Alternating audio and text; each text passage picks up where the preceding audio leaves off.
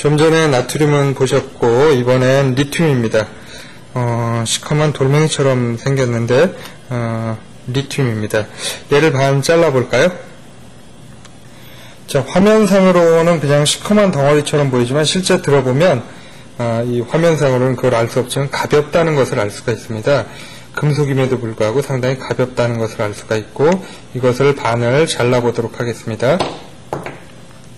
자, 반을 자르면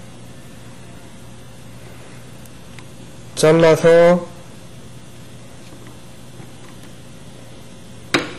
자른 부분을 한번 보도록 하겠습니다. 어떻습니까? 자른 부분은 아까 겉부분은 이렇게 시커매서 녹슬어서 시커맸지만 지금 빛이 반사되는 게 보이죠? 광택이 나는 것이 보입니다.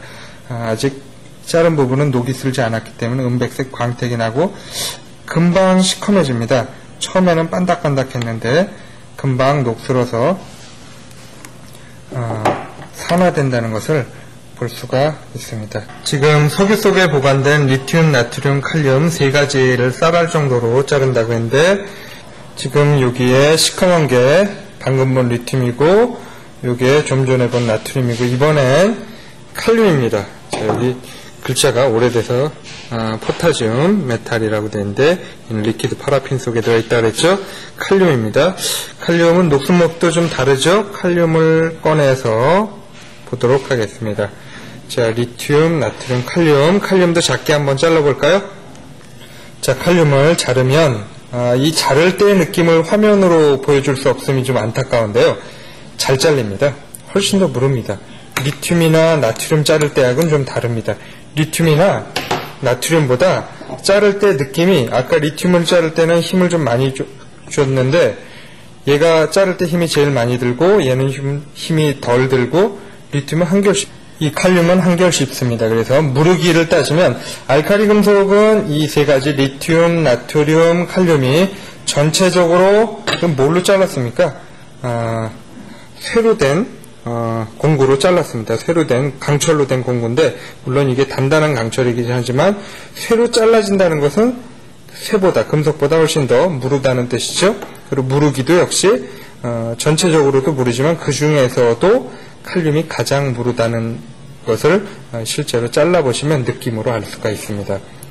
자, 이제 여기에 세 개의 시험관에 물을 각각 2분의 1 정도 넣는다 그래서 여기 시험관 3개를 준비했습니다. 하나는 리튬을 넣을 것이고, 하나는 나트륨을 넣을 것이고, 하나는 칼륨을, 여기 잘라져 있는 것을 더 작게 쌀알 크기 정도로 작게 해서 여기에 물을 넣고 담아보도록 하겠습니다. 자, 리튬을 더 작게 잘라보겠습니다. 자른 단면의 광택은 아까 봤지요? 리튬을 더 작게 자르고요. 실제로 정말 조그맣게 자르는 겁니다. 위험하기 때문에. 다음 나트륨입니다. 자, 자를 때 느낌은 나트륨은 좀 더 리튬보다는 편안하게 잘라집니다.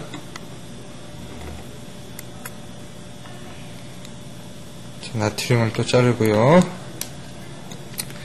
리튬, 나트륨, 이번엔 칼륨입니다. 칼륨은 더 무르다 그랬죠? 자, 칼륨은 더 잘 잘라집니다.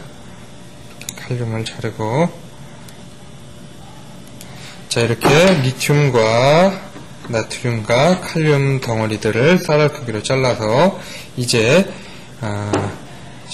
시험관에 담아보도록 하겠습니다.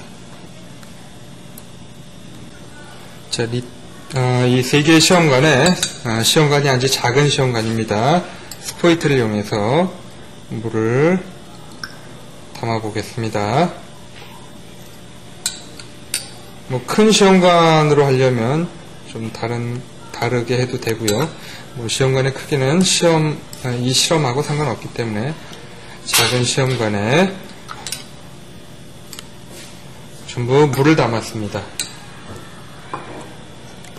자, 이렇게 물을 넣은 시험관에 리튬, 나트륨, 칼륨을 각각 넣은 다음에 시험관에 재빨리 다른 시험관을 씌워서 발생하는 기체, 아까 발생하는 거 맞죠? 무슨 기체죠? 자, 발생하는 기체, 수소 기체, 실험을 통해서 확인해 보도록 하겠습니다. 자, 3개의 시험관에 물이 담겨져 있습니다. 작은 시험관인데 여기에 세 가지 금속을 각각 넣어 보도록 하겠습니다. 자, 그리고 발생하는 기체를 모을 시험관인데 훨씬 굵죠? 굵고 딱 맞는 시험관보다는 오히려 크기가 좀 굵기가 굵고 짧은 시험관에다가 모으는 것이 좋습니다. 굵고 짧은 시험관에 발생하는 기체를 이렇게 이제 모아 볼 겁니다. 자, 이제 여기에 리튬을 집어넣고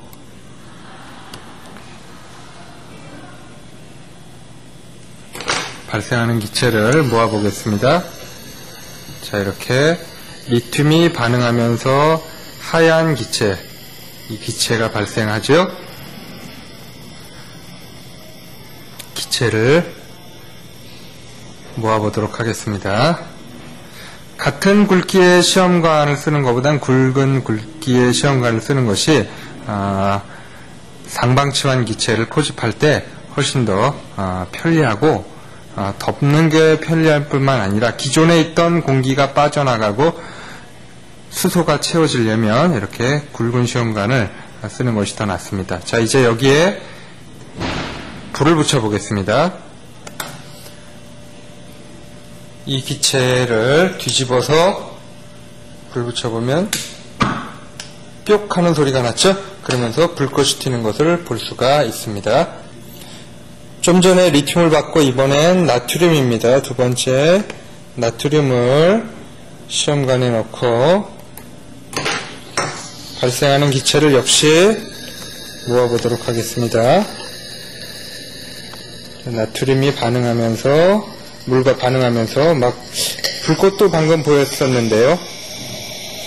자, 좀 더 반응이 격렬하게 일어났고 여기에 역시 불을 붙여 보겠습니다. 수소기체가 있고 불을 붙이면 어떻습니까? 불이 붙어서 아직도 불이 보이는데 이번엔 칼륨을 보도록 하겠습니다.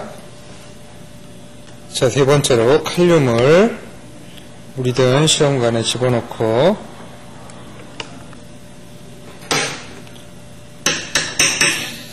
자, 잘 안 들어가서 자, 칼륨을 넣고 역시 수소기체가 발생했죠. 여기에 불을 붙여보면 자, 좀 더 소리가 격렬했죠. 매번 할 때마다 좀 놀라게 되는데 이렇게 해서 발생하는 기체에 불을 붙여봤습니다. 참 주의해야 할 점은 지금 자르고 실험을 다 했는데도 알칼리 금속들이 남았죠. 그냥 버리면 안 되겠죠. 그냥 버리면 위험하고 하기 때문에 남은 것은 다시 액체 파란핀 속에 넣어서 보관해 주시고요. 다음 과정을 계속 보겠습니다. 자, 지금 우리가 교과서 73페이지에 있는 알칼리 금속의 공통성과 규칙성에서 과정 5번 모은 기체가 들어있는 시험관에 성냥불을 대어보고 일어나는 현상을 관찰했죠.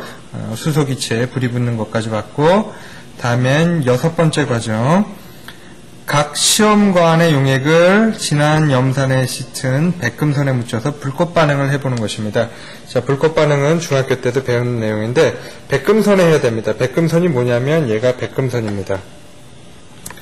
자, 지금 이런 막대가 있는데 이 막대 자체는 백금선이 아니고 이 막대는 그냥 잡는 막대기일 뿐이고 이 막대기 앞에 달려있는 금속 보이죠? 얇은 금속 철사처럼 생겼는데 이게 백금으로 만든 얇은 철사처럼 백금 선이 되는 겁니다. 백금으로 만든 건데 백금을 사용하는 이유는 불꽃 반응에서 이제 결과적으로 이런 색깔이 나오게 되는데 이런 색깔이 나올 때 얘 자체가 색깔을 나타내면 안 되겠죠.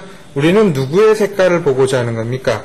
각 시험관의 용액에 든 리튬 이온의 색깔, 나트륨 이온의 색깔, 칼륨 이온의 색깔을 보는데 백금 자체가 색깔을 나타내면 안 되겠죠. 그래서 그 백금은 자기의 색깔이 없는 금속입니다. 그래서 백금을 사용하게 되는 겁니다. 그리고 지금 3개의 리튬, 나트륨, 칼륨을 물속에 넣어서 리튬이 물속에서 이온화되었고 나트륨도 이온화되었고 칼륨도 이온화되었습니다.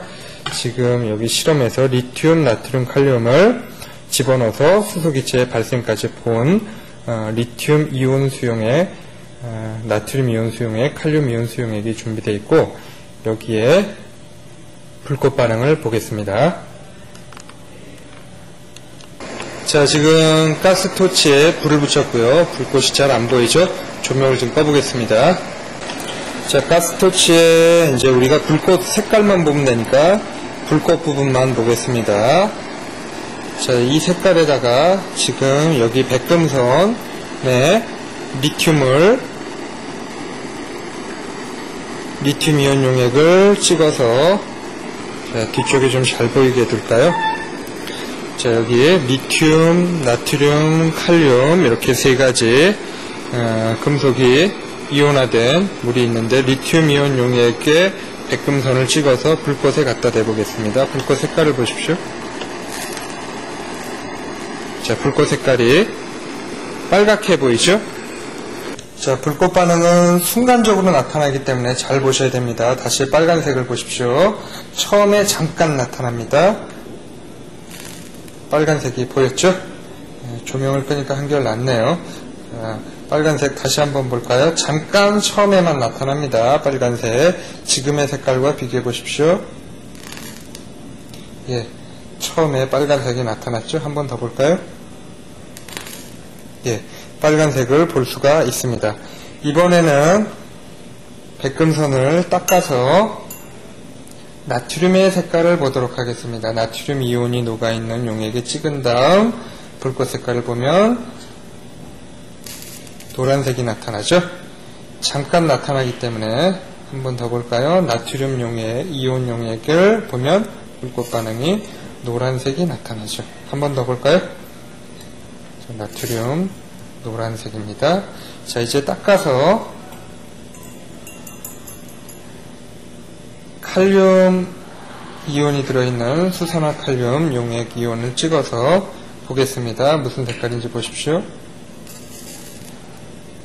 자, 칼륨 이온은 원래 그 이론에 의하면 보라색이 나타난다고 했는데 잘 안 보입니다. 보라색이 안 보이고 늘 우리는 이제 반응이 처음에 끝나고 나중에 보이는 노란 색깔만 주로 잘 보게 되는데 처음의 색깔을 잘 보시면 보라색인데 거의 잘 관찰하기가 힘듭니다.